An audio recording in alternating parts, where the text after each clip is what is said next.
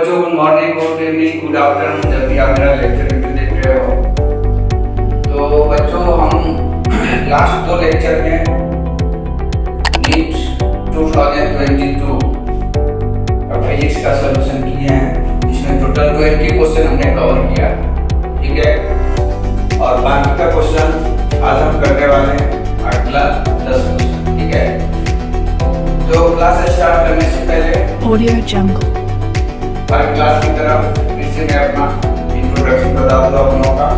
मैं Umesh Kumar, BTech from Delhi, MTech from Nagpur,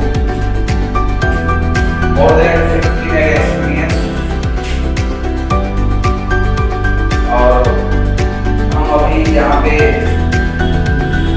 ये classes चला रहे हैं और आपका कंप्यूटर साइंस एकेडमी नाम का classes near to Darjeeling location, ठीक है। तो इसमें हर सब्जेक्ट के लिए अलग फैकल्टी है और सब कोटा से बिलोंग्स करते हैं, सब कोटा के बड़े बड़े स्टूडेंट में पढ़ा चुके हैं, ठीक है। तो अब यहाँ से अच्छे तरह से आप नीट हो जेईई या बोर्ड में अच्छे स्कोर कर सकते हैं, ठीक है। तो मैं ज़्यादा समय नहीं लूँगा, ठीक है, और क्लास को स्टार्ट करते हैं। तो आप देखिए आपके सामने ये क्वेश्चन लिखा गया है। ये क्वेश्चन बोला गया है two hollow conducting sphere of radii R1 and R2, जहाँ पे R1 is greater than R2 है, हैव इक्वल चार्जेस, ठीक है। द पोटेंशियल आपसे पूछा गया है। तो स्फीयर केस में आप जानते हैं कंडक्टिंग स्फीयर के केस में पोटेंशियल होता है आपका B equal to 1/4 pi epsilon naught, charge Q by R 1/4 pi epsilon की कांस्टेंट है। इस पोटेंशियल को आप Q by R दोनों कंडक्टिंग स्फीयर के ऊपर इक्वल चार्ज है, ठीक है। Q भी कांस्टेंट हो गया, ये तो कांस्टेंट है, यानी भी आपका इनवर्सली प्रोपोर्शनल हो गया 1 रेडियस के, ठीक है। तो जिसका रेडियस ज्यादा होगा उसका पोटेंशियल कम होगा, जिसका रेडियस कम हो उसका पोटेंशियल ज्यादा होगा। तो आप देख पा रहे हैं कि R1 is greater than R2 है, ठीक है। तो किसका पोटेंशियल ज्यादा होगा? R1 ज्यादा है, यानी वो बिगर स्फीयर हो गया। ये एक स्फीयर हुआ जिसका रेडियस R2 है और बिगर वाला का रेडियस R1 है, ठीक है। तो R1 रेडियस वाले स्फीयर हो गया आपका बिगर स्फीयर और R2 रेडियस वाले स्फीयर हो गया स्मॉलर स्फीयर, ठीक है। तो किस पे पोटेंशियल ज्यादा होगा? क्योंकि R1 ग्रेटर देन है R2 से, इसलिए बिगर स्फीयर का पोटेंशियल कम होगा, ठीक है। और मोर पोटेंशियल किस पे होगा? स्मॉलर स्फीयर पे, ठीक है। तो यदि आप पॉजिटिव चार्ज मानते हो, ठीक है, तो चूंकि इसका रेडियस कम है स्मॉलर स्फीयर का, इसीलिए इसका पोटेंशियल ज्यादा होगा, ठीक है। तो मोर ऑन स्मॉलर पोटेंशियल, आप पॉजिटिव चार्ज यदि मानते हो तो इसका राइट आंसर ये होगा। और नहीं कुछ दिया है तो बाय डिफॉल्ट हम पॉजिटिव चार्ज ही लेके चलते हैं। वैसे यदि आप नेगेटिव चार्ज लेके जाइएगा तो इसका उल्टा हो जाएगा, ठीक है। इसका पोटेंशियल कम हो जाएगा और इसका पोटेंशियल ज्यादा होगा। उस केस में आपका थर्ड ऑप्शन आंसर होगा। तो नहीं कुछ चार्ज के बारे में बोला कि पॉजिटिव है या नेगेटिव है, तो हम पॉजिटिव चार्ज ही मान के चलेंगे और उसके अकॉर्डिंग हम आंसर करेंगे। तो ये आंसर आपका इसका 4th नंबर होगा।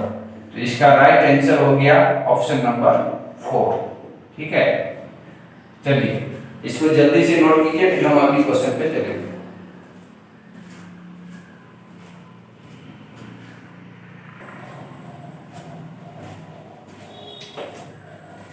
अब बच्चों अगला क्वेश्चन है क्वेश्चन नंबर 22। क्वेश्चन नंबर 22 आप रीड कर सकते हैं। ये बोला गया है as the temperature increases the electrical resistance, temperature बढ़ाने से इलेक्ट्रिकल रेजिस्टेंस के ऊपर आपको कमेंट करना है। और दो तरह का मटेरियल दिया है, एक कंडक्टर और एक सेमीकंडक्टर। हर चॉइस में आप देखिए तो ये है, ठीक है। तो कंडक्टर में जैसे कि आप जानते हैं, टेम्परेचर यदि आप बढ़ाते हैं तो क्या होता है कि कोलिजन इंक्रीज हो जाता है, क्योंकि रिलैक्सेशन टाइम घट जाता है। और कोलिजन यदि ज्यादा होगा, ज्यादा टकराएगा तो मोर रेजिस्ट होगा, ठीक है। तो यानी रेजिस्टेंस बढ़ जाता है उसमें, ठीक है। कंडक्टर के केस में यदि आप टेम्परेचर को बढ़ाओ तो उसकी रेजिस्टेंस बढ़ जाती है, जबकि सेमीकंडक्टर के केस में ये रेजिस्टेंस घट जाती है। क्योंकि सेमीकंडक्टर में क्या होगा आपका, जब आप टेम्परेचर देंगे तो इलेक्ट्रॉन वैलेंस बैंड से कंडक्शन बैंड में ज्यादा पहुंचेगा, तो ज्यादा इलेक्ट्रॉन फ्री होगा, ठीक है। कंडक्शन बैंड में जैसे ही इलेक्ट्रॉन पहुंचता है तो फ्री हो जाता है कंडक्शन के लिए। टेम्परेचर बढ़ाने से ये इलेक्ट्रॉन जो है, जो जंप करेगा आपको वैलेंस बैंड से कंडक्शन बैंड में इंक्रीज होगा, इसलिए वहां पे रेजिस्टेंस घट जाएगा और कंडक्टर के केस में बढ़ जाएगा रेजिस्टेंस। तो इसका ऑप्शन नंबर 2 होगा। एकदम थ्योरेटिकल क्वेश्चन है, बेसिक ज्ञान है आपको, तो आप बहुत आसानी से आंसर कर सकते हैं इसका। और इसका आंसर है बच्चों आंसर नंबर 1, ठीक है। चलिए नोट कीजिए इसको।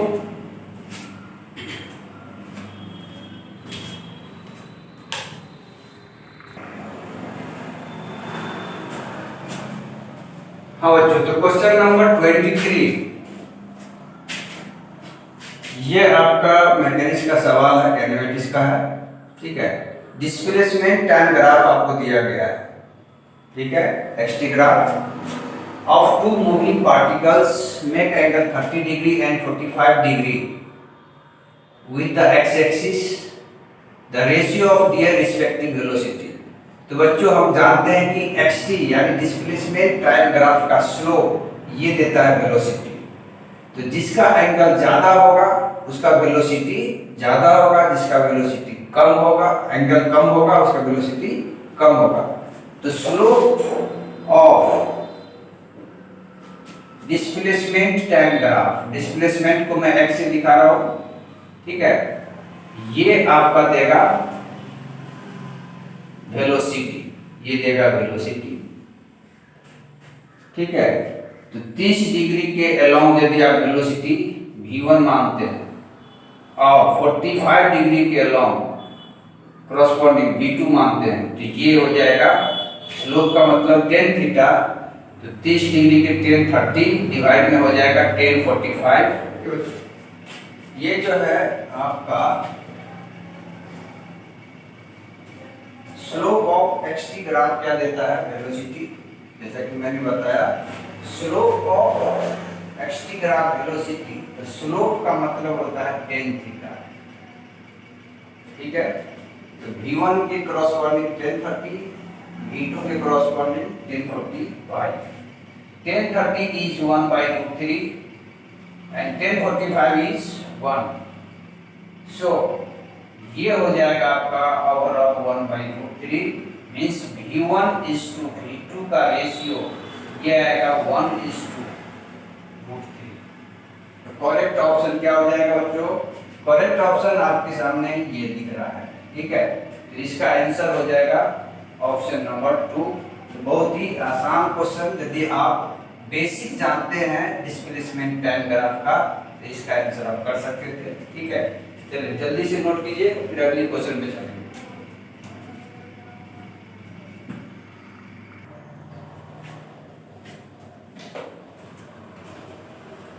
अच्छा, तो क्वेश्चन नंबर 24 आपके सामने है और ये क्वेश्चन में बोला गया है a square loop of side 1 metre, ठीक है, and resistance 1 ohm is placed in a magnetic field of 0.5 tesla, ठीक है। तो मैग्नेटिक फील्ड मान लेते हैं कि ये मैग्नेटिक फील्ड है, क्रॉस से दिखाया हमने, ठीक है, मैग्नेटिक फील्ड को। ये आपका बी है, ठीक, और इसमें आपने स्क्वायर लूप को रखा है, ठीक है। तो आपसे फ्लक्स पूछ रहा है बेसिकली, और ये बोला गया है if the plane of loop is perpendicular to the direction of magnetic field, ये जो डायरेक्शन है मैग्नेटिक फील्ड इसके परपेंडिकुलर है, तो यहाँ पे एंगल एरिया वेक्टर और मैग्नेटिक फील्ड के बीच में यहाँ पे जीरो है, थीटा जीरो। ठीक है, तो आपका मैग्नेटिक फ्लक्स ये तो हो जाएगा सिंपल B इंटू ए हो जाएगा। ठीक है, तो इसमें आपको कुछ खास करने की जरूरत नहीं है। ठीक है, इसमें ये जो रेजिस्टेंस वगैरह दिया है इसका कोई मतलब नहीं है। B आपको दिया हुआ है, B कितना दिया हुआ है,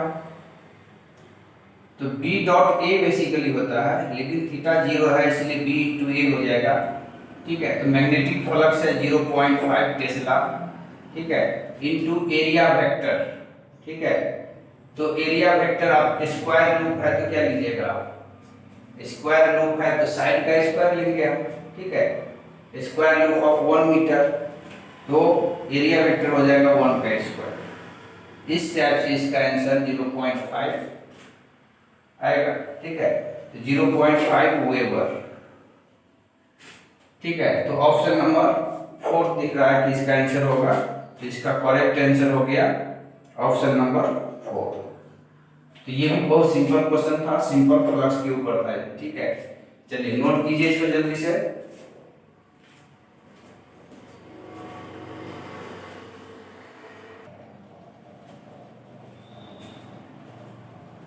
अब बच्चों तो ये है क्वेश्चन नंबर 25। ठीक है, ये आपका डिजिटल से है, सेमीकंडक्टर से बेसिकली ये। ठीक है, in the given circuit ABC आपको 3 सर्किट दिया गया है। ठीक है, the potential drop across P N junction are equal in, कौन से सर्किट में potential drop across P N junction equal है। ठीक है, एक पी एन जंक्शन ये है, एक पी एन जंक्शन ये है। ठीक है, किसमें बोला गया है कि बोला है, अच्छा इसमें एक चीज जो है बच्चों बैटरी का कनेक्शन किया है।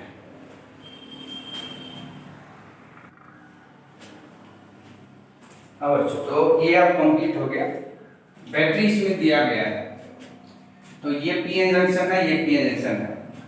तो इस 3 सर्किट में से किस में ये दोनों पी एन जंक्शन के अक्रॉस पोटेंशियल ड्रॉप सेम होगा। तो आप यहाँ पे देखो कनेक्शन पॉजिटिव यानी होल पॉजिटिव टर्मिनल से कनेक्ट है, इसका मतलब ये हो गया आपका फॉरवर्ड वाइस। ये एंड नेगेटिव से कनेक्ट है, यानी ये भी क्या हो गया फॉरवर्ड वाइस। ठीक है, तो इसके क्रॉस पोटेंशियल ड्रॉप सेम होगा, क्योंकि ये भी फॉरवर्ड वाइस है और ये भी फॉरवर्ड वाइस है। यहाँ पे हम देखते हैं, ये देखो ये जो पी टाइप मटेरियल है वो पॉजिटिव से कनेक्ट है, इसका मतलब ये हो गया फॉरवर्ड वाइस। यहाँ पे देखो ये नेगेटिव टर्मिनल पी टाइप से कनेक्ट है, यानी ये हो जाएगा रिवर्स वाइस। ठीक है, और यहाँ पे देखो ये नेगेटिव एन से कनेक्ट है। ठीक है, इसका मतलब ये एन टाइप मटेरियल से कनेक्ट है, इसका मतलब ये हो गया कि ये भी है फॉरवर्ड वाइस, और पी पॉजिटिव से कनेक्ट है, यानी ये भी क्या है फॉरवर्ड वाइस।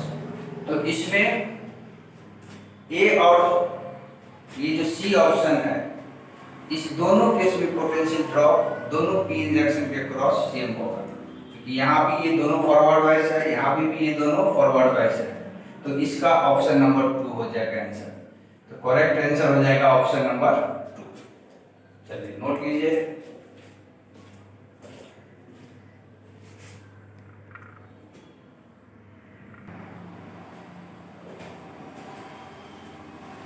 हाँ बच्चों, तो क्वेश्चन नंबर 26 आप देख लिए होंगे, करंट इलेक्ट्रिसिटी का ये क्वेश्चन है। एक copper wire of length 10 metre, radius दिया हुआ है। ठीक है, तो इस प्रॉब्लम में हम 2 मेथड से आपको बताएंगे। मेथड नंबर 1, ठीक है, आपको क्या गिवन है, लेंथ दिया हुआ है 10 मीटर, और क्या गिवन है, रेडियस दिया गया है 10⁻⁻² √π मीटर। ठीक है, हैज इलेक्ट्रिकल रेजिस्टेंस, आर का वैल्यू दिया है 10 ohm. Current density in the wire आपसे पूछा है, तो करंट डेंसिटी का फॉर्मूला होता है करंट बाई एरिया। एरिया आपको मिल जाएगा, उसके लिए कोई परेशानी नहीं है, ठीक है। करंट के लिए करंट क्या होता है? करंट होता है वोल्टेज बाई रेजिस्टेंस। अब रेजिस्टेंस आपको दे दिया, वोल्टेज नहीं दिया, तो वोल्टेज के लिए आप फॉर्मूला लगा देंगे E इंटू एल, ठीक है। अब इसमें E भी गिवन है आपको। इलेक्ट्रिक फील्ड देख लीजिए आप, इलेक्ट्रिक फील्ड स्ट्रेंथ 10 वोल्ट पर मीटर, 10 और लेंथ कितना दिया है 10, तो ये हो जाएगा आपका 100 वोल्ट, ठीक है। V निकल गया, आप निकाल सकते हो करंट, V हो गया 100। रेजिस्टेंस, रेजिस्टेंस कितना है आपके पास? रेजिस्टेंस है 10, तो 10 से 10 कट गया, ये आ गया 10 एम्पीयर करंट। अब एरिया निकाल लीजिए आप, तो एरिया होगा पाई आर स्क्वायर, ठीक है। पाई का वैल्यू पाई रहने देते, आर स्क्वायर है तो इसका स्क्वायर करेंगे तो 10⁻⁻⁴ रूट पाई का स्क्वायर करेंगे पाई, ये कट गया, ये आ गया 10⁻⁴ मीटर स्क्वायर एरिया, ठीक है। तो देयरफॉर करंट डेंसिटी आप जानते आई बाई ए है, यहाँ भी लिखा मैंने current density current by area. तो करंट का वैल्यू आपने निकाला यहाँ पे 10, तो 10 डिवाइड बाय 10⁻⁻⁴, ये ऊपर जाएगा तो 10⁵, ये हो जाएगा एम्पियर करंट का यूनिट मीटर स्क्वायर। तो ऑप्शन नंबर 2 इसका करेक्ट आंसर आ रहा है ये, ठीक है। एक तो आप ऐसे सोच सकते थे सिंपल, ठीक है। दूसरा करंट डेंसिटी का फॉर्मूला ये होता है, किरचॉफ्स लॉ होता है इसमें सिग्मा इंटू ई, ये होता है। इलेक्ट्रिक फील्ड दिया है, सिग्मा आपको नहीं दिया है, तो सिग्मा नहीं दिया है तो रेजिस्टेंस का फॉर्मूला होता है रो एल बाई ए, ठीक है। और रो को राइट कर सकते 1 बाई कंडक्टिविटी, रो क्या है रेजिस्टिविटी, और एल बाई ए हो गया, तो सिग्मा यहां से आपको निकल जाएगा एल बाई आर इंटू ए, ठीक है। अब आप यहां पे रख दो तो करंट डेंसिटी क्या हो जाएगा E इंटू एल, ठीक है, और R इंटू ए हो जाएगा, ठीक है। इसमें वैल्यू आप सब्स्टिट्यूट कर दो, E का वैल्यू आपको दिया गया है 10 वोल्ट पर मीटर इंटू लेंथ दिया गया है आपको, लेंथ दिया है 10 मीटर, ठीक है। रेजिस्टेंस आपको दिया गया है 10 इंटू एरिया, तो एरिया हो जाएगा आपका पाई आर स्क्वायर, ठीक है। तो एरिया आपको निकालना पड़ेगा, एरिया आप यहाँ पे निकाले हैं कहीं पे, कहाँ पे निकाले आपने एरिया, यहाँ एरिया आ गया 10⁻⁴, ये 10 से 10 कट गया 10⁵, ये हो जाएगा एम्पियर पर मीटर स्क्वायर। तो सेकेंड मेथड से भी आप कर सकते थे, तो ये मेथड नंबर 2 हो गया, ठीक है। तो चाहे ऐसे करो या ऐसे करो, ठीक है। तो ये भी कोई खास सवाल नहीं था, ठीक है। आपको बेसिक नॉलेज होना चाहिए, ये आपसे सॉल्व हो सकता था, ठीक है। चलिए नोट कीजिए इसको, फिर अगली क्वेश्चन पे चलेंगे।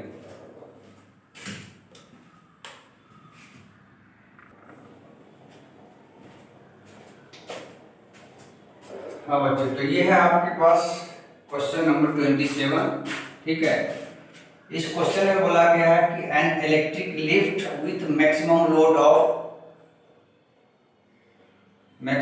ऑफ 2000 kg, यहाँ पे लेफ्ट प्लस पैसेंजर दोनों का मास दिया गया है, is moving up with constant speed, ठीक है। यानी आपको इसमें स्पीड भी गिवन है 1.5 मीटर पर second. Frictional force opposing the motion, जब लिफ्ट ऊपर जाएगा v स्पीड से तो इस पे लगने वाला फोर्स का कौन होगा? एक तो mg को लगना ही है और दूसरा फ्रिक्शनल फोर्स मोशन के अपोजिट में लगता है, तो फ्रिक्शन फोर्स भी लगेगा इसमें, ठीक है।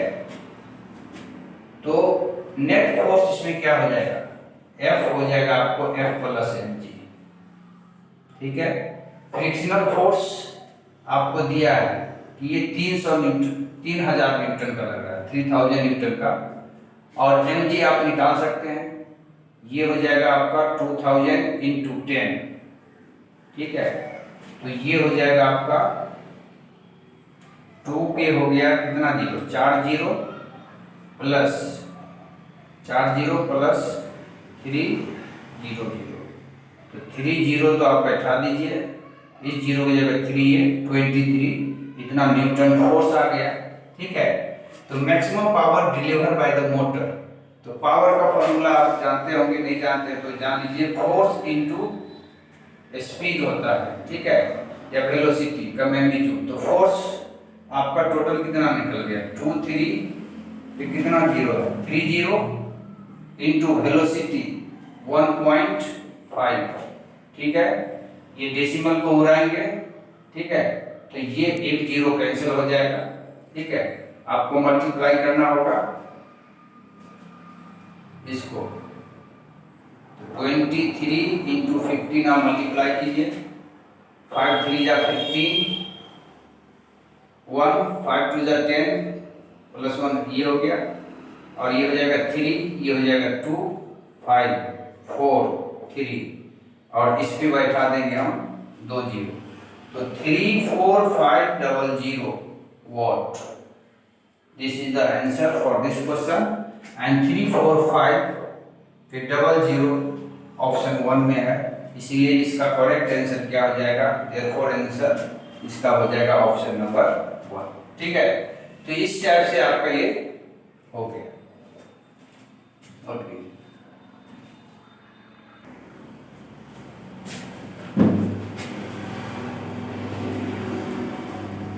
हाँ बच्चों, तो क्वेश्चन नंबर 28, ये बहुत ही बड़ा क्वेश्चन है लेकिन उतना ही आसान क्वेश्चन है, ठीक है।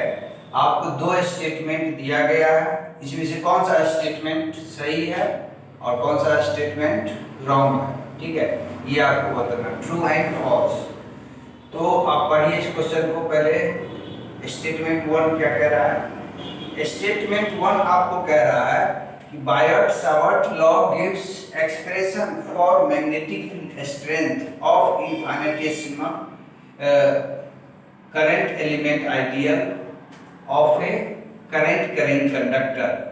तो करंट एलिमेंट के कारण, ठीक है, जो मैग्नेटिक फील्ड होता है वो आप क्या जानते हैं? dB का वैल्यू होता है mu naught by 4 pi I dl cross r by r square, ठीक है, ये आपका होता है। तो आप देख सकते हैं ये जो सोर्स है ये आपका वेक्टर फॉर्म है, ठीक है। तो ये बात है वेक्टर फॉर्म है उसमें। अब दूसरा देखिए, Biot Savart law analogous to Coulomb's inverse square law of charge q with former being related to field produced by a scalar source ideal while later being produced by a vector। दूसरा तो एकदम गलत है। दूसरा इसलिए कि मैग्नेटिक इलेक्ट्रिक फील्ड आप क्या जानते हैं? इलेक्ट्रिक फील्ड आप जानते हैं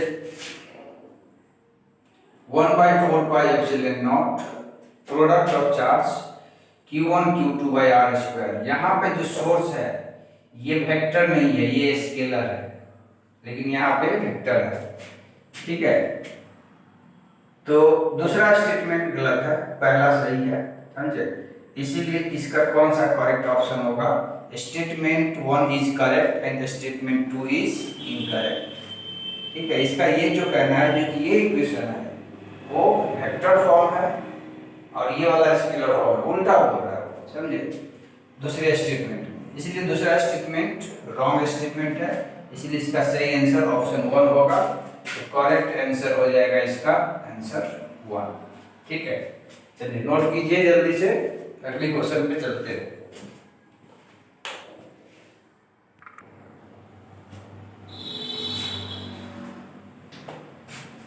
हाँ बच्चों, तो क्वेश्चन नंबर 29 आपके सामने है और इस क्वेश्चन में आपको बोला जा रहा है कि two resistor of resistance 100 ohm and 200 ohm connected in parallel in electrical circuit. The ratio of thermal energy developed in 100 ohm to that of 200 ohm. यहाँ पे बोला गया है कि टू रेजिस्टर है और ये दोनों पैरेलल में कनेक्टेड है। इसका रेजिस्टेंस R1 100 ओम है, इसका रेजिस्टेंस R2 200 ओम है। ठीक है, तो आपसे पूछा जा रहा है कि इस दोनों रेजिस्टर में थर्मल एनर्जी का रेशियो क्या होगा। ठीक है, तो थर्मल एनर्जी होता है आपका एनर्जी, यहां पे होगा एनर्जी को मैं E से दिखा रहा हूं। ठीक है, ये एनर्जी या तो I स्क्वायर RT आप जानते या V स्क्वायर बाय RT, ये फॉर्मूला होता है V स्क्वायर बाय RT। तो टाइम दोनों के लिए सेम है इन ए गिवन टाइम। ठीक है, और पैरेलल में वोल्टेज भी सेम होता है। पैरेलल में दोनों के क्रॉस ये V वोल्ट है तो ये भी इसके क्रॉस भी क्या होगा V वोल्ट। तो V और T दोनों कांस्टेंट हो गया तो एनर्जी प्रोपोर्शनल हो गया 1/R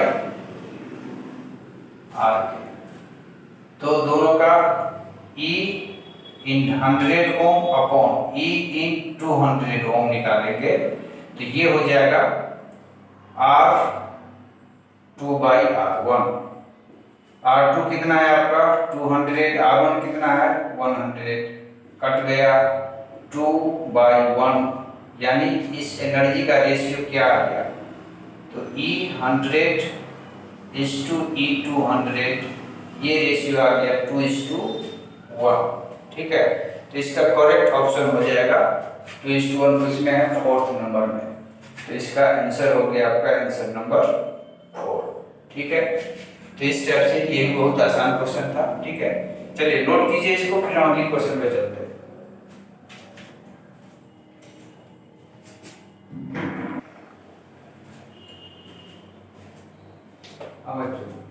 तो आपका ये क्वेश्चन नंबर 30 और आज का हमारे लिए एक क्वेश्चन लास्ट क्वेश्चन है। इसके आगे हम अगले लेक्चर में आपको बताएंगे। ठीक है, तो ये क्वेश्चन बहुत ही आसान है। Energy that will ideally radiate by 100 kilowatt transmitter in 1 hour. ठीक है, तो एनर्जी पूछा है। ठीक है, एनर्जी हो जाएगा क्या, पावर क्या होता है एनर्जी बाय टाइम। तो एनर्जी क्या होगा पावर गुने टाइम। पावर आपको दे दिया है 100 किलोवाट का मतलब 100 × 10⁻³ ठीक है, और टाइम आप इसको 1 आवर को सेकेंड में चेंज करेंगे 60 × 60। ठीक है, तो ये हो जा रहा है 36, तो फिक्स है। 10⁻³ टोटल कितना होगा 3 2 5 2 7, 10⁻⁷ तो ये जूल हो गया आपका। तो ऑप्शन नंबर 3, इसका करेक्ट आंसर क्या हो गया, आंसर हो गया इसका ऑप्शन नंबर 3।